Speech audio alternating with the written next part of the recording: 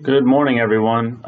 It looks like we have almost half of people here. Should be getting a few more shortly, so we're just going to wait here maybe 3, 4 more minutes, and then we'll begin.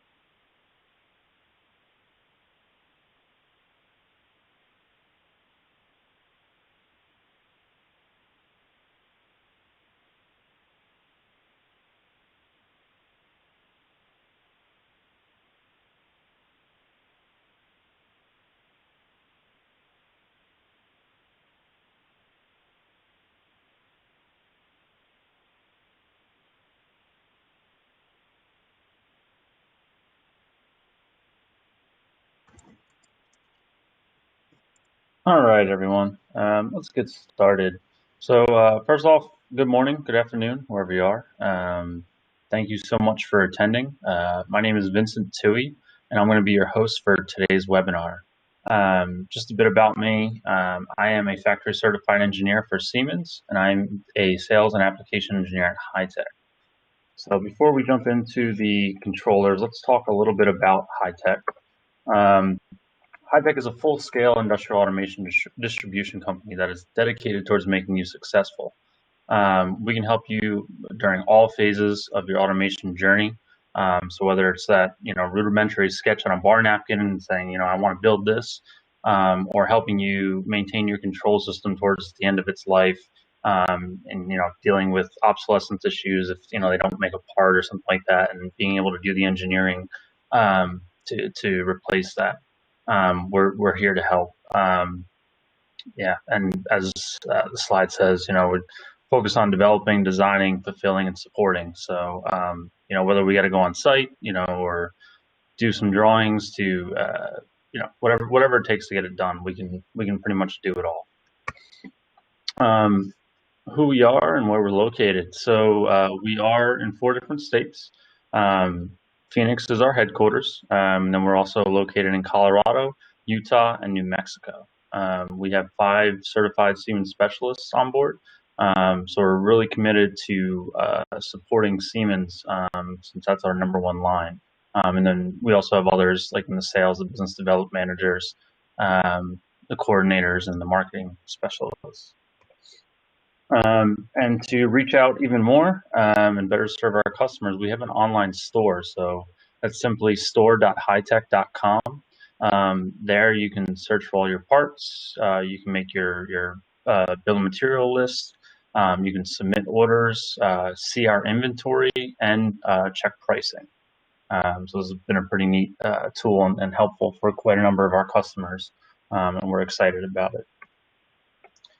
And although we're going to be talking about Siemens today, Heitek is a full-scale industrial automation distributor. So we do a lot more with other companies. We do a lot of 80/20. We do a lot of Festo, Bimba on the pneumatic side of things. Yamaha. We do robots. So we do a lot. We have some very talented people on staff, and yeah, so whatever you need help with, just ask, and we probably can help you in some way, shape, or form. So part of our value add is we have a fab shop in the back, where they can cut 80/20 high wind rails. We can assemble it, we can build it, ship it. We can do individual parts and give them, unique part numbers. So if this is something that might interest you, just want you to be aware that it's something that we do. All right, so now getting into the controllers. So with the top of our webinar. So Siemens has a number of controllers. It starts out with the basic controller, which is the S7-1500. And then you get into the advanced controllers, and that's the S7-1500, and that's going to be our topic for today. There's a lot of different parts, a lot of different flexibility here to meet all the applications in the industrial automation industry. The S7-1500 is the workhorse of Siemens PLCs. It's the fastest PLC on the market. As we'll see in the hardware specs, we get down to 1 nanosecond with bit performance, and it's a very, very capable controller. As far as industries, oil and gas, automotive, aerospace, railway, amusement park rides, printing, food and beverage, semiconductor, alternative energy.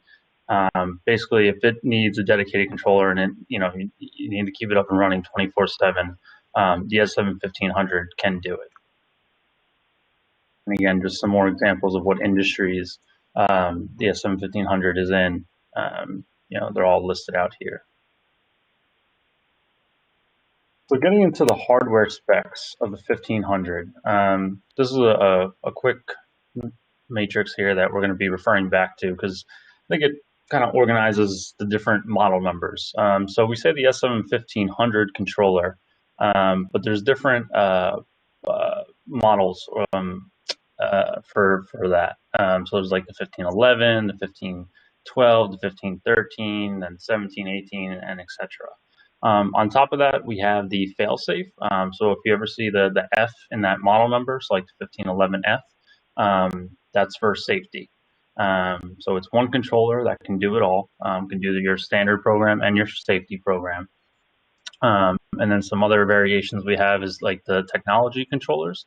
Those are for motion control.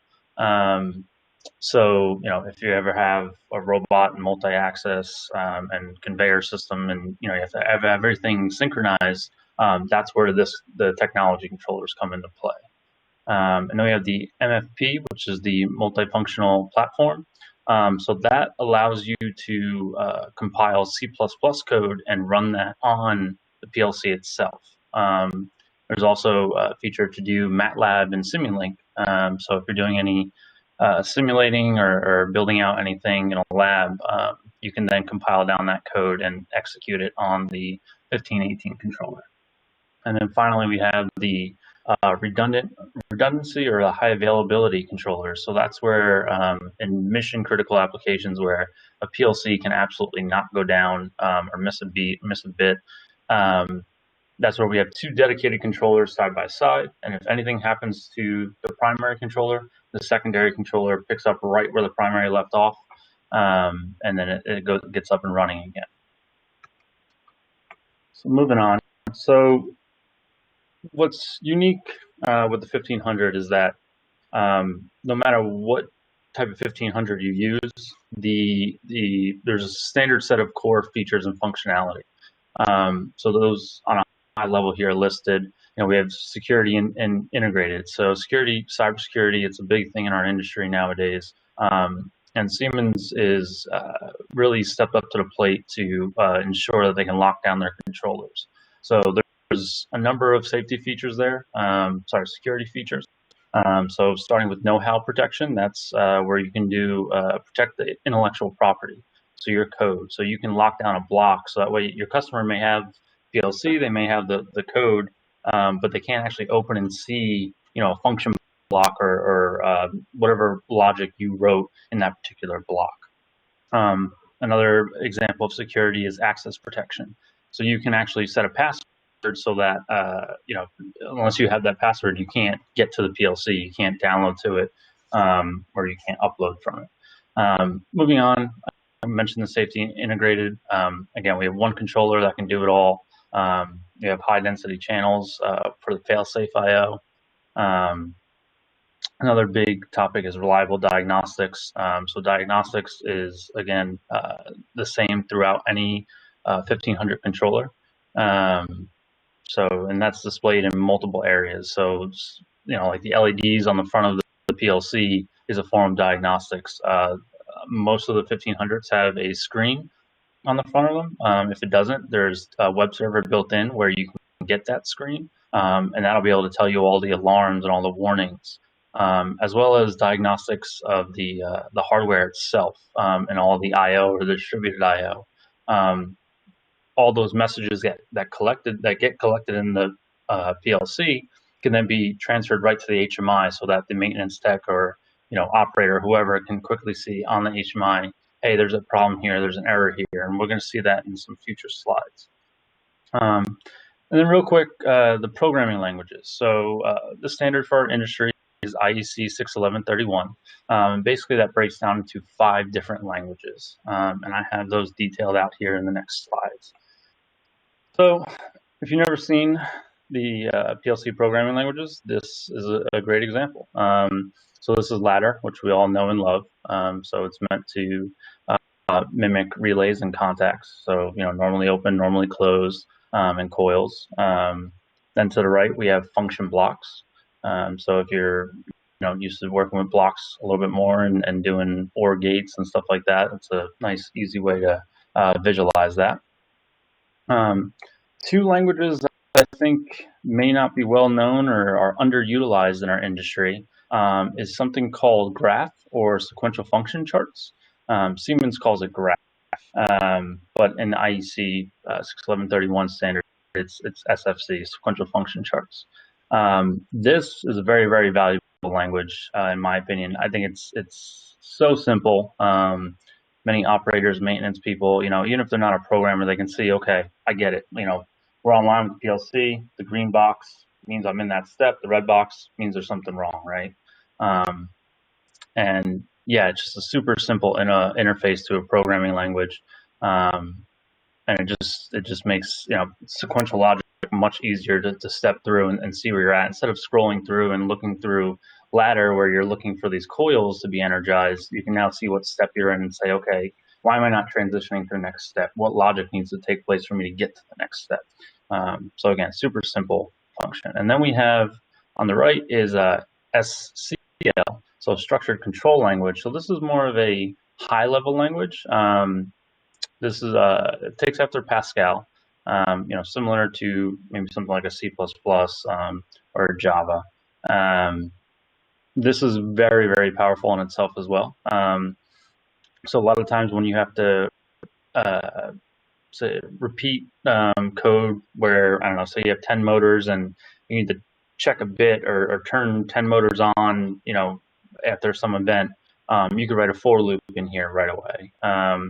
Another programming feature I like to utilize a lot is the case statements. So basically case, instead of writing 100 if statements, you say, okay, if case is step 1 or condition 1, okay, execute logic in condition 1. So that really helps with cycle time of the PLC. So that way you're not checking all the other rungs of your logic. You're just jumping right to where the case is, you execute it, and then you're done. And last but not least, when it comes to the programming languages, is the STL, statement list. In my opinion, this is my least favorite of the languages. I've done assembly programming, and this is what it always reminds me of, and I just try not to do it as often as possible. All right, so getting back in the features of the 1500. So again, we just mentioned all the languages. It supports all the languages. Something we didn't show is the C++. Reason being for that is because that's only on specific 1500s. As we'll see, it's the MFP 1500 and the Open Controller are the only two controllers that support that. But going down the list here is simplifying maintenance. So there is a diagnostics tool called ProDiag, ProDiagnostics. That will allow operators and maintenance personnel to see the ladder logic or the STL code or whatever code you have on the HMI. So you don't have to have the software TIA portal. You don't have to log in and see the code or have the project in order to see what's going on in the system. And I have some slides on that, which we'll take a deeper dive in. The integrated trace feature. So this is another really neat feature within TIA portal.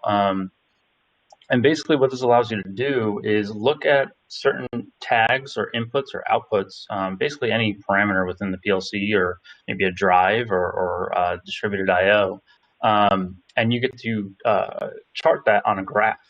And where I use this quite a bit is when I'm looking for faults. So I can set up a trace that says when there's a fault, look at these, say, I don't know, 10 different parameters, and what it will do is it'll actually start recording those parameters in real time. And when that fault happens, I can actually go back in time, say half a second or a full second, and see what were my 10 parameters doing. And then I can also go forward, for that second or half a second after that fault occurred, and I can see how did my parameters act after the fault as well. So it's really useful, like I said, for drives. If you're trying to see, did I have a high torque or high current, high heat? What caused my drive to fault? So in that kind of situation, and we'll have some slides there to see what that looks like in TIA portal. I kind of laughed when I saw the highest user friendliness. I like to think maybe one day the controller will just start giving you compliments or something as you walk by. Tell you you're looking good for the day. Because we don't hear that all the time. So one day maybe with AI, I think we'll get a more friendly controller. And then last but not least, OPC UA. So with the latest firmware of the S7-1500, we have now we can make the 1500 into a server or a client, and basically communicate to any device necessary. So just recapping here. So on the top, we have protection of our device. So the know-how protect is for intellectual property, authentication and access control. So only authenticated users can get to your PLC. Something we didn't talk about is the firewall and VPN. So there's actually built-in firewall and VPN technology within the 1500. There's also some advanced VPNs we can get to, some modules we can get. So that way we can do so we can block out traffic and make sure our traffic is secure. Again, integrated safety, we'll go over that in more detail, but basically one platform where you can do everything, whether it's safety on drives, I/O, push buttons, all that. And then predictive maintenance and digital services. So we can connect right to the cloud, right to a database with the 1500. So yeah, it's exciting because this is where the future is going. Is predictive maintenance may be one of the best advances with artificial intelligence and machine learning. So we'll see some of that later on as well. So getting into the 1500 controller options. So there's quite a bit of flexibility, as you can imagine, because the industry requires many different challenges. There's many different solutions available. So just a quick list here of different versions that we're going to have of the 1500 is the standards version, a safety version or a fail-safe version, the redundant version, technology controller, the MFP controller, a compact controller, and then the SI+ controllers. So coming back to our hardware specs, we're going to focus on the standard controllers. There's 6 different ones listed here. So we have different interfaces.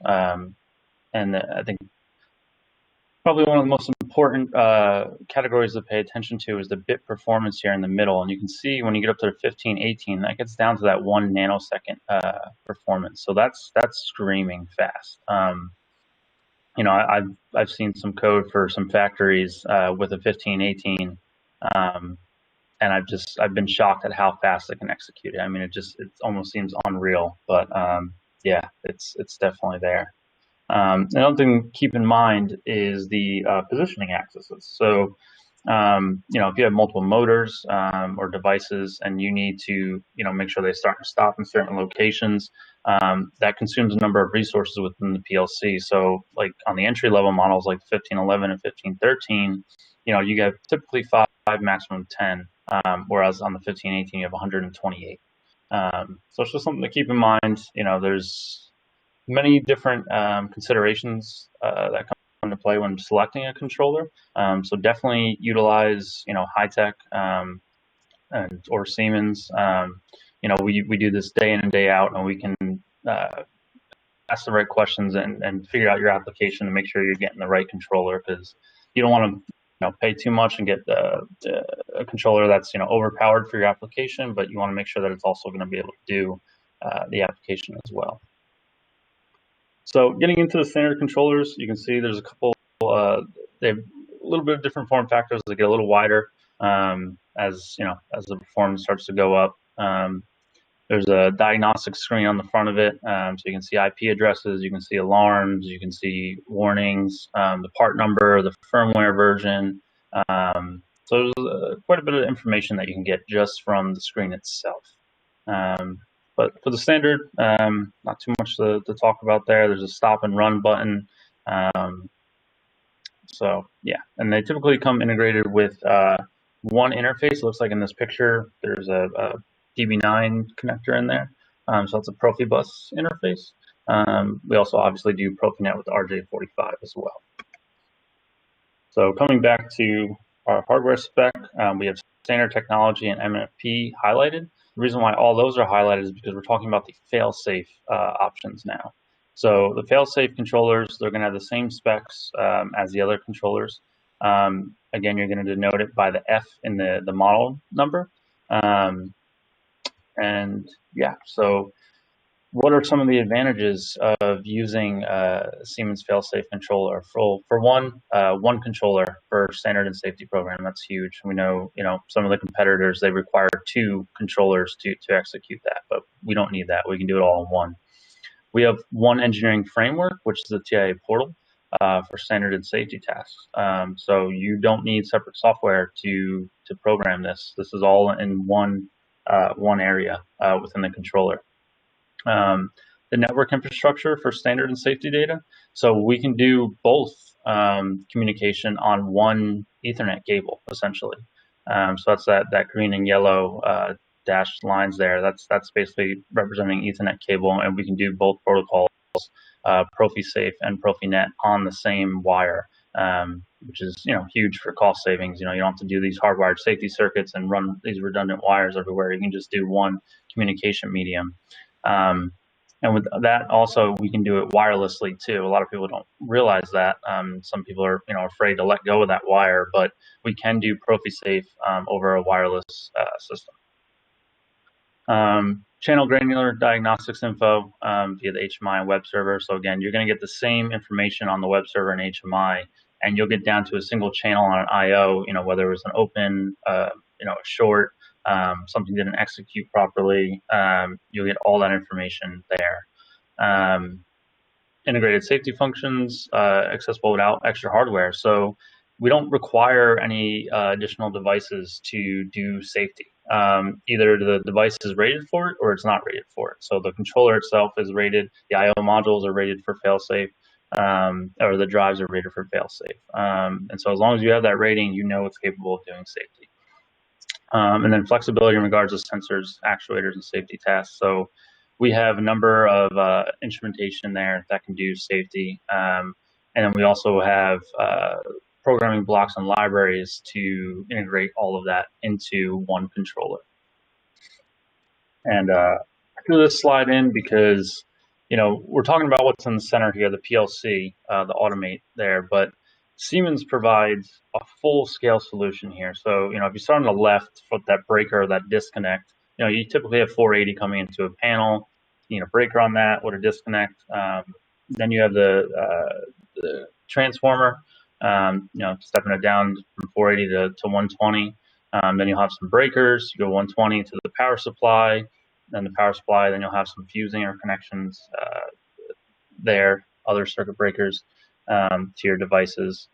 So really, from top down, the controller. And then once you get below the controller, you want to control some motors. We have the starters. We have combo starters. We have regular contactors.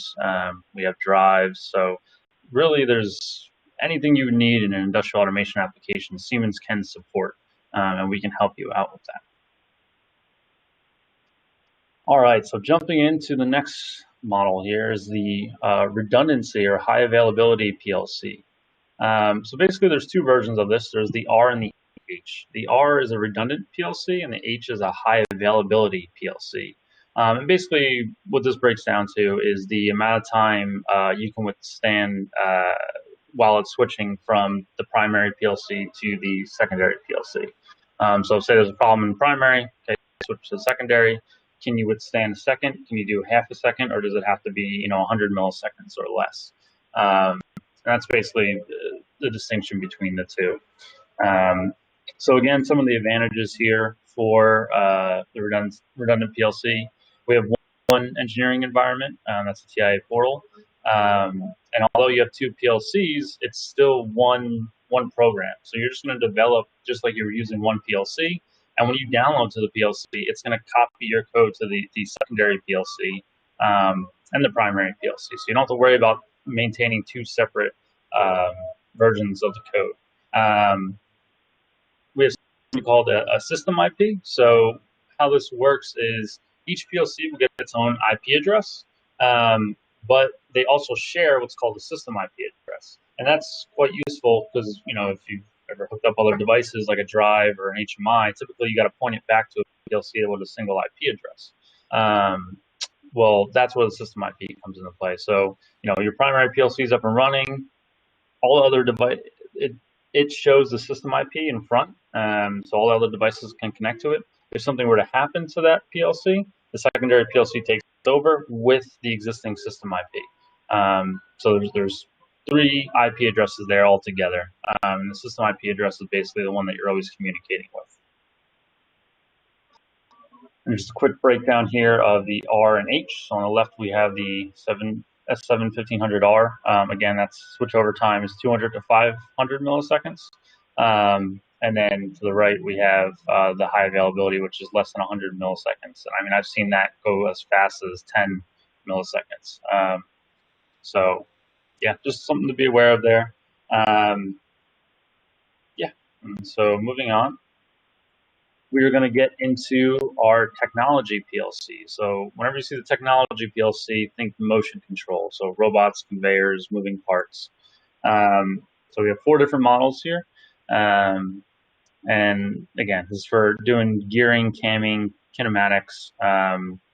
TI portal, you can actually graph the kinematics inside to see the motion profile.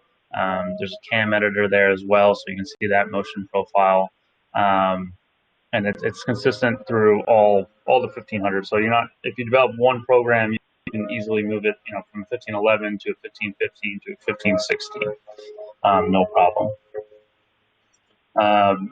So this chart shows right here different applications and based on motion resources for the processor. And on the left-hand side, we're showing the S7-1200, which is Siemens basic controller. You can do some motion stuff, so some positioning, speed set point, that's not a problem. But when you start getting into synchronized axes,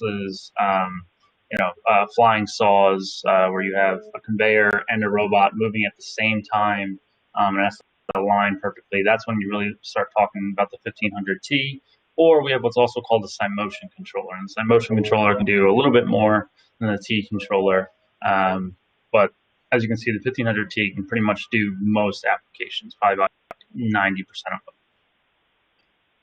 And I threw this slide in. Some people say, well, why do motion control inside a CPU?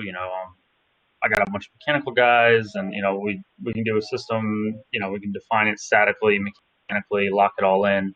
Well, I've been on a number of projects where there's always a little mechanical adjustment here and there, and it just always seems to take a lot more time. And when you have multiple motors and multiple mechanical systems, it almost feels like you're back in the 1800s with steam engines, and you're constantly having to tweak things. Well, with a T controller and doing motion control inside the PLC, you have servos that's really going to set the mechanical placement or characteristics of a device. And you can do all that in the program, and you can have that adapt over time. So if something does start going wrong or something does get out of an alignment, you can have the motion controller account for that. So that saves a lot of time. You're looking at one controller for all your motors, all your motion control. You have better dynamic performance and simpler maintenance. You're not having a bunch of guys check all different things mechanically. Springs, valves, gearbox, lubrication. You can just come back and look at the PLC. All right, so moving on to the MFP controller, the multifunctional platform controller. So again, this controller is meant to run code from different platforms. So the example we have is with Eclipse and doing C++ or C. Again, we can also do MATLAB and Simulink. So if you have models there, we can do that. And real quick, a step through of how you would do it. So you create the CPU function libraries within the development environment. In this case, this would be Eclipse. After you compile that down, you transfer the executable file over to the CPU. The CPU then has some function blocks where it can access those files. Then you create your PLC program like you would in TI portal. You call those specific function blocks to access your code. You download and execute. And there you go. You have your C++ code running on the CPU with your PLC logic. Those are a really neat feature. Definitely very powerful, high end. So if you're doing any kind of modeling or any kind of high dynamic applications, this is the controller you really want to go with. This is the fastest controller, most capable. It's the flagship for Siemens in the 1500. Okay, now I'm going to the compact controller. There's really not too much to say here. It is a smaller controller. So if the size inside the panel is a concern, I believe that the I/O modules get down to an inch or 25 millimeters. That's really the major benefit here. And also it's priced attractively, so you can get all the features and benefits of a 1500, put it in a smaller form factor, and have it priced at a better cost. Okay, moving on. So everything we've talked about so far with the 1500 controller has been in a similar form factor, and that is the ET200MP form factor. So you can see on the screen here in the center, that's what we see right in the background is ET200MP. So ET200MP is actually an I/O, is considered a distributed I/O system for Siemens. And it just happens to be that Siemens made their devices modularly so that you can have a 1500 in this form factor. And then this is the main form factor for the 1500.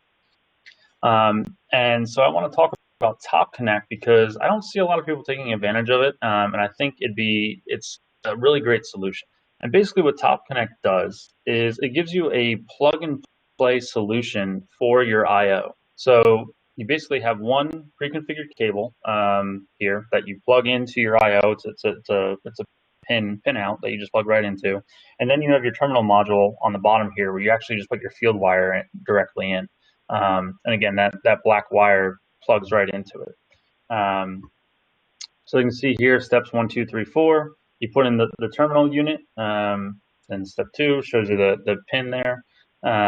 Step 3 shows you the pin going into the terminal module, and then 4 you land your I/O wire. So I just see it as a no-brainer. It's a really fast solution. You don't have to deal with any risk or worry about not wiring up to the right terminal. Yeah, so it's just less time. You don't need the ferrule cables, you don't need the label cables. So I just want to throw this out there because I think it's a really great solution, and I like to see people using it a little more often. All right, going on to the distributed controller. So I mentioned in this image we have the ET200MP class. And this chart does a really good job of displaying all the different I/O families offered by Siemens. So we have ET200MP, which we've been talking about. We have ET200SP, which is a smaller form factor. It's more compact. Both MP, SP are meant for indoor IP20 rated, so they're inside of a cabinet. Sorry, looks like I have some animation on this slide. And then going next step, we have ET200 Pro, ET200 AL, and then for outdoor rated ET200 Eco. So the distributed controllers are going to be in the ET200 SP class and the ET200 Pro class. So basically, we're going to have 1500 controllers in those form factors, and those are shown on the screen here in the middle. And just stepping through them, here's the ET200 SP up top, and the controller on the bottom, the ET200 SP Open controller. So these are both 1500s. Both take advantage of the ET200 SP IO, but there's some differences there in how they operate, and we'll get into those in a bit. Now in the middle, we have the ET200 Pro. Now this is an IP65, 67 rated, so this is going outside the cabinet, along your conveyor or along, your factory, and you don't have to worry about, any dust or water getting into it. It's going to be able to operate as a standalone. Real quick, looking at the specs, you can see, decent speeds, for distributed controllers. You're not going to get down to the 1 nanosecond unless you go to a software controller, but still quite high performance for most applications. So just showing the ET200 SP controller. So you can see here down below in that image, there's an I/O. So you have basically a PLC and all the distributed I/O right next to it. So this is a neat solution. Minimizes the number of parts you're using. That way you can have a smaller spares inventory. You have a smaller compact form. And it's taking advantage of the same program and logic that you wrote for any other 1500. So even if it's in the ET200 MP form factor, it can still execute on ET200 SP form factor. It does not matter. Going into the Pro version, we're not going to cover all the details here, but basically to get that IP65, we have the M12 connectors and we have the 7/8 inch connectors for power. And again, just like the ET200 SP, ET200 Pro has its own I/O modules that you can hang right alongside of the PLC. Next one is going to the Open controller. Now this controller is quite unique. So we're still using the EZ200 SP form factor to the right, so we can still hang all those I/O modules on the right side of that. But you can see there's a giant heat sink in the middle. And the reason for that is because this controller is running an operating system and the PLC on the same piece of hardware. So you can actually run a full-blown Windows operating system and Linux operating system, and the Siemens S7 operating system, or the PLC. So they're separated at the kernel. So if you have if Windows crashes or something like that, it's not going to affect your PLC, and you can shut them down separately. So if you need to restart Windows, you can do that without affecting your program or your control system. Yeah, and like I said, it's a full-blown operating system, so you can put any program application on there. You want to put HMI or WinCC on there, you can do it. You want to make it into an edge device, and run some of your edge apps, you can do that as well. So yeah, just want to make you aware of that. Now we're getting into the Psi Plus. So anytime you see Psi Plus, that is for harsh environments. So you can see the temperature ranges. We go up to 70 C down to negative 40 C. You can see icing and condensation is allowed. So in the image up top, you can actually have ice forming on top of your controller and your I/O, and it's still going to operate. Then the active chemical substances in the air. So you have different chemical compounds there in parts per million, and it can handle so much of that salt mist, near the oceans or the sea. So these controllers can be built with the Psi Plus rating, and that's going to make them that much more robust for these type of environments. All right, so now the software, TIA Portal. So TIA Portal is it's the one engineering framework for all your industrial automation components within Siemens. So if you worked with it before, you see these images and it's familiar to you. You have your networking devices on the left. Then as you can see, you can put your HMI on the right. You can simulate all of it, and so that way you can test your code before you actually deploy it. And going through, so we talked about the controller, we talked about distributed I/O, but you can do much more. So any device that's on Profinet, you can program in the TIA Portal. So the drives with Start Drive, doing motion control with Scout, and doing HMIs with WinCC, and also industrial PCs. Some other things not shown here are some control products. So we have push buttons that are on Profinet. We have breakers that can communicate on Profinet. Another thing is network switches. All of that can be configured within TIA Portal. So it's a very, very powerful engineering framework. And there's tons of application examples and libraries there, so you don't have to reinvent the wheel. You can download those libraries and have some code, example code to go off of, and then you can modify it to meet your application. As far as the software, we have basically two versions: basic and professional. And then if you need the fail-safe, there's fail-safe options or safety options for both of those. But basically with professional, so with just basic, you're just going to be able to do the S7-1500 controllers, the basic controllers. But if you do professional, you can do any controller that Siemens offers. So the 1200s, the 1500s, and then we even have the 300s and 400s, which are still supported in the latest software. So we're fully backwards compatible. If there's a specific firmware version, we can switch between our firmware in the version of TIA Portal we're using. So you don't have to have a different software version to do that. It will support the earlier firmware versions as well. So I mentioned the trace function earlier. So again, basically you have some condition in your PLC or drive that you're monitoring. So say when a fault happens on the drive, and then you want to monitor certain pens or parameters. So in this chart here, this is what it would look like inside TIA Portal. Basically, on the bottom, you have the green and red lines here, and it looks like switch button 5, switch button 6, And when this goes from 1 to 0, switch button 5, it looks like we have our speed access, velocity drops almost immediately. I'm sure there's some delay in there, maybe within microseconds or milliseconds, but right now we're just looking at second time scale. So this is how you can monitor your devices and see, okay, am I stopping as quickly as I need to be stopping when I hit this push button?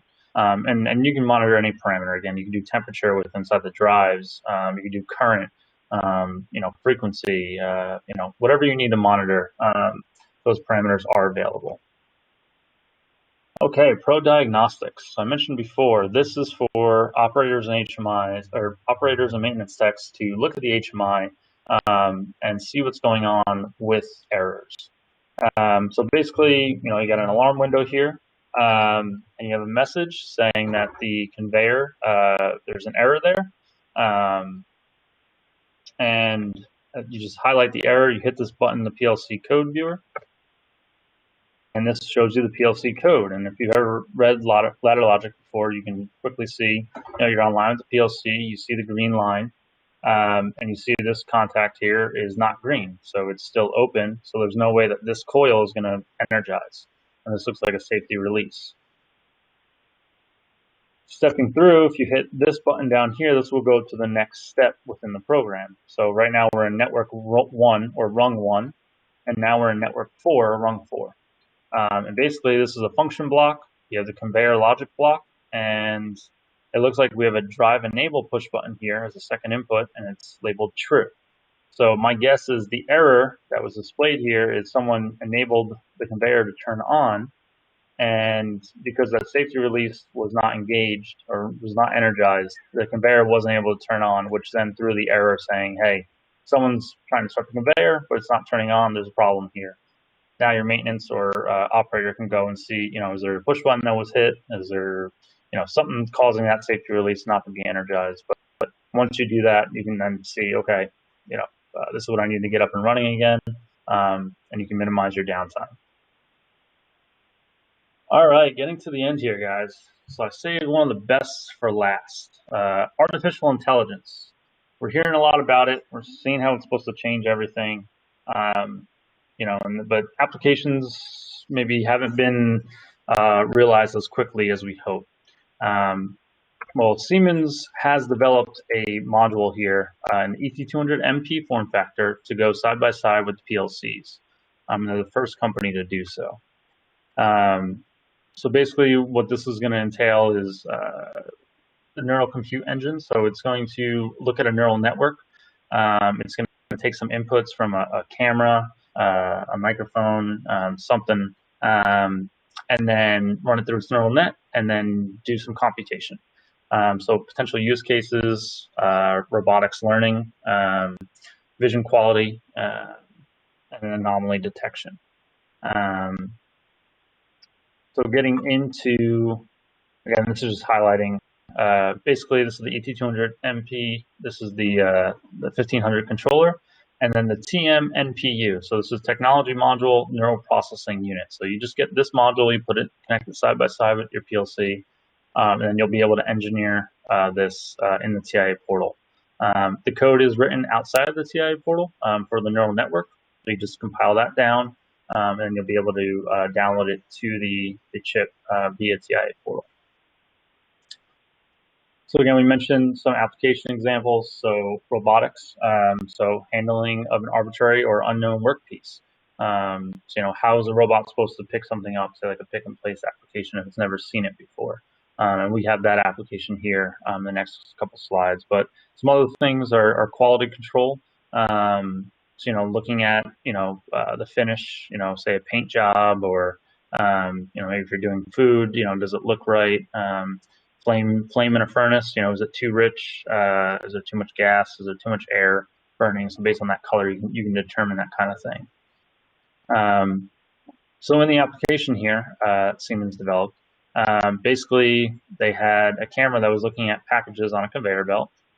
And it looks like the bigger package and the smaller package, when they're by themselves, are good. But for whatever reason, the smaller package ended up on top of the bigger package. And now the system can't recognize, doesn't know what to do. So, typically you divert this and, go to some manual operation here or manual sort where the robot can't really handle the situation. Well, in the future with artificial intelligence, that would be recorded, and then the neural network would be adapted to handle that situation. So it'll be able to see it, recognize it, and then determine what it needs to do. So Siemens developed this application with a robot here on the right.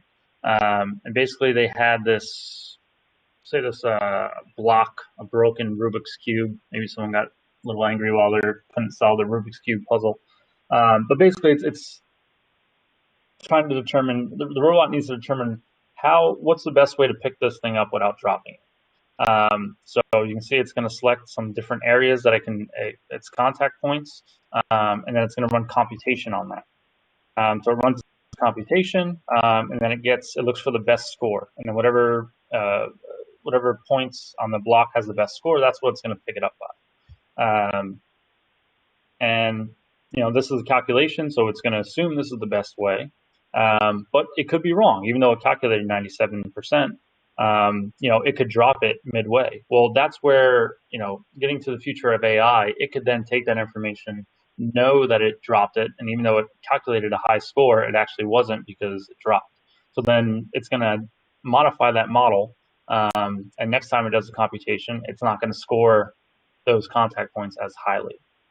So basically, that's the future of AI, right? So step one, you have the neural network, you put it into the PLC, you let it run, you let it send its data to an IPC or edge device that goes up to the cloud.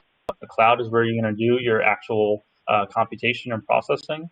And then based on if it's good or bad values, it's then going to send that data back down to the edge or IPC, and then back into the PLC to update that model so that it becomes more efficient. And that's very simple, obviously, but that's the holy grail of automation right now. So, are you ready to get started? We have some starter kits available, and the part numbers are in orange there. So if you want to get everything you would need to power this up, start programming, we have the software, the hardware, I/O. That's what's all included in the starter kits: Ethernet cables. So everything you would need in order to start playing with a S7-1500, the TIA portal, programming with it, and just seeing what you can do. So that is the end of my presentation. Just want to say, thank you for your time. I appreciate you coming out, checking in on the internet. And, we have some other training events and webinars coming up. So just go to heitek.com/events to see that. Hey, Vince. Yes. Sorry to interrupt, but there was one question. Okay. And Doug was looking for confirmation if TI Portal is used for programming both PLC and HMI. Yes, absolutely. We can go back here to, so if you see down here, bottom left, there's some panels down here. And then in orange includes PLC Sim, Start Drive, WinCC Basic Engineering support for basic HMI. Now, what this is saying is that the professional license will let you do WinCC Basic. So there's multiple HMI software packages. So there's WinCC Comfort, there's WinCC Advanced, and WinCC Professional. We also have WinCC Unify, which is a new web-based HMI SCADA system that uses JavaScript. All of that is supported inside the TIA portal. You would just need to get additional licensing for that particular WinCC package that you're using. So yes, absolutely able to do it inside TIA portal. Anything else?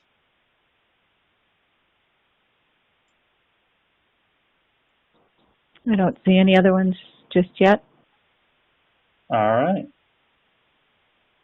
Well, if you guys have any questions, now it's time to ask. We're monitoring the Q&A. I don't know if your microphones are available. But yeah, just type your questions in the chat. Otherwise, we'll wrap it up here. So I'll just give you guys 2 minutes here to type out some questions. And if not, that's the end of the presentation.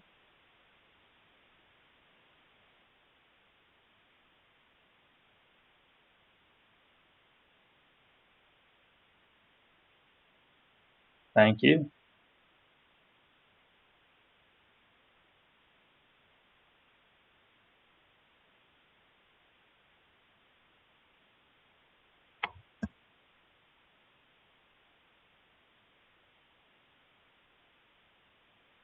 Just to show you guys what webinars are coming up. So I just went to heitek.com /webinars. I clicked on a link. But we have, oops, sorry. We have another question. Sorry to interrupt. So we have Emilio asked, can the S7-1500 PLC communicate with any communication protocols? Yeah, so it can communicate with a number of communication protocols. There's, obviously Profinet, Profibus, Modbus TCP is built right in. If you want to do something like Modbus RTU, you'll need an additional module to do that. There's RS-45 and RS-232 modules to connect the physical medium. And then it'd just be a matter of using the right blocks inside the PLC to do so. So yeah, I mentioned raw TCP IP, so you can create your own protocol if you wanted to, and parse through those bits and bytes. Also, OPC UA, OPC DA is supported natively on the PLC. There's other modules such as BACnet. There's Ethernet IP. We can communicate with any Rockwell controller. All of our devices, so our I/O, our drives, our network switches, our HMIs can communicate with Ethernet IP. So yeah, there's quite a number of protocols that are used in the industry, and we support the majority of them. Saying any protocol, yeah, I mean, there probably could be one protocol that, maybe, I don't know, was used, 25 years ago, and for whatever reason, it just didn't take off, and maybe that one's not supported. But for the majority, we can support any protocol.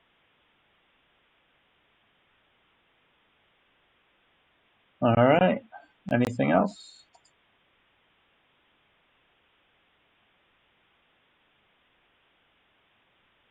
I think we're good. All right, guys. Well, thank you very much for your time again. Appreciate it, and look forward to teaching some more in the future. Oh, have a good one. Sorry, Haven. Sorry. Yes. One more here. Oh, just popped up. Yeah. So what I need a Siemens proprietary S7 comms protocol to communicate to a non-Siemens SCADA system. Absolutely not. Yeah. So the proprietary S7 comms protocol, like the S7 drivers and stuff. Yeah, they exist for WinCC and the PLC, and there's some baked-in functionality there, so like getting diagnostics and stuff like that. But if you're just trying to do like a Modbus TCP or an OPC UA, most SCADA systems will support one of those protocols, and the PLC supports that. So you can easily just get your tags and get some data up to the SCADA system, no problem, or down from the SCADA system into the PLC. So it doesn't require a proprietary protocol.